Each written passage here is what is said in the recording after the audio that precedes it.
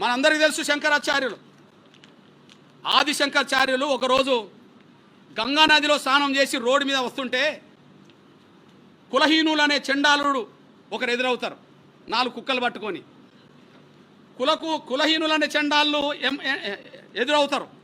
ఎదురైనప్పుడు ఆదిశంకరుడు అనబడుతున్న బ్రాహ్మణుడు చండాల్ని పట్టుకొని ఏమంటాడు, నువ్వు దారికి ఎదురుగా వచ్చావు, నువ్వు పక్కకు తొలుగు అంటాడు.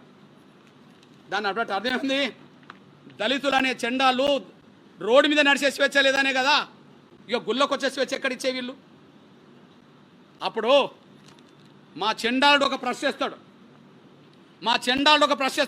ఎవరిని? శంకర్నే ప్రశ్నిస్తాడు. సంఘటన వారణాసిలోని గంగానది నుండి తిరిగి వస్తుండగా శంకరుడు 4 కుక్కలతో నడుస్తున్న ఒక చండాలను కలిశాడు. అభ్యర్థన సాంప్రదాయ ఆచార పవిత్రను పాటిస్తూ శంకరుడు చండాలతో